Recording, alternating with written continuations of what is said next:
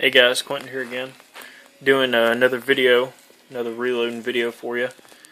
Any guys out there, if you have a Romanian PSL, this is for you. Or if you shoot 7.62 by 5.4R, this video is for you as well. But in particular, this is actually a round that I've kind of discovered works really well in my Romanian PSL. I'll give you a really quick shot of my rifle. Here's my rifle. This is my PSL, guys. Of course, it's got the nice Russian scope on it, and it's pretty much all factory. I haven't done anything to it, but this video is around because reloading for 7.62 by 5.4R is just, you don't really find any kind of specialty rounds out there for it. So I'm the fan of, if you can get a better round in your rifle and make it perform to do a duty that you want it to do, that's what reloading is really all about. And I want to kind of share this with you. It's something me and my friend actually have been working on for a little while, and we've been trying and testing different things, and this is what we come up with. We wanted to shoot a ballistic tip initially because ballistic tip, you know, you have the real high ballistic coefficiency, so the round slips through the air a whole lot better. And of course, you know, if you go hunting, the expansion of the bullet is just amazing on a ballistic tip. And that's the kind of characteristics we were looking for in a 7.62, because with a 10 round capacity magazine that these things have, you could actually take these out and go deer hunting with them. They're actually great rifles. They're accurate. They're they're just awesome, fun, neat little rifles. Fun to shoot. Have really good optics on them to be what they are, and they work really well. But anyway, guys, I want to go ahead and jump on into the round. What I've found that works well in here, it's not quite a ballistic tip, but it is the closest thing I could find to the ballistic tip. And what I'm reloading in here is these Berger VLD bullets. Actually a hunting bullet. And I am a fan of the 150 to 155 grain bullet weight. In a 30 cal, I don't think you really need much more than that. But if you do, you can go up to 180, 220 grain, go to a partition, something like that. But just to kind of give you an idea what the bullets look like, I've got one sitting here that I'm going to reload in just a minute. This is a Berger VLD. It's a hollow point, really deep boat tail, really aerodynamic 30 cal round. It is just super aerodynamic. And these are actually designed for like long range hunting. That's what these are designed for. Now, in my 7.62, I'm actually reloading a 308 bullet. There are some dies that will have you reload a 311 bullet.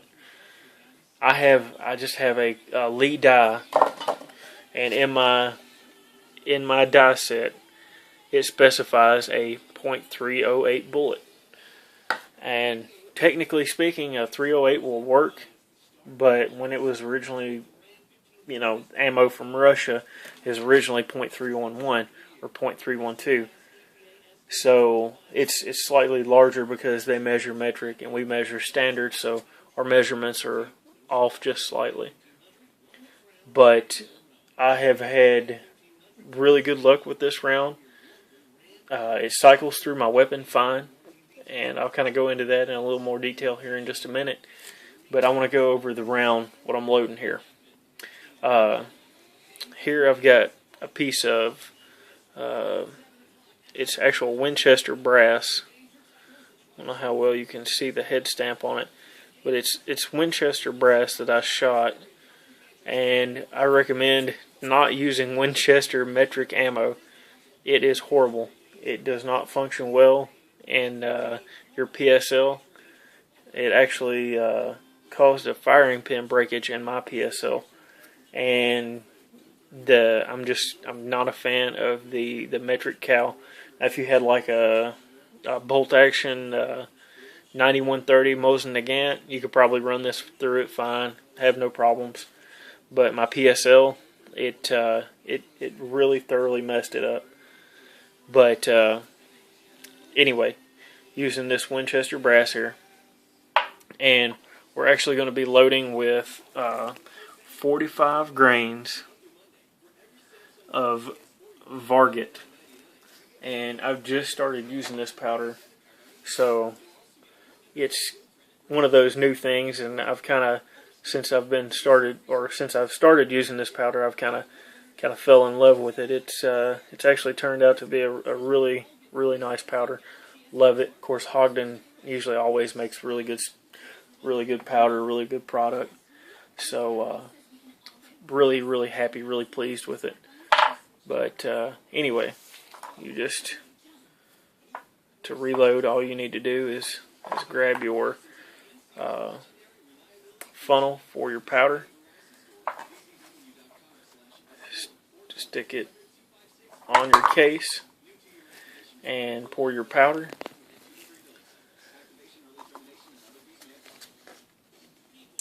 Which this is really hard to do with one hand.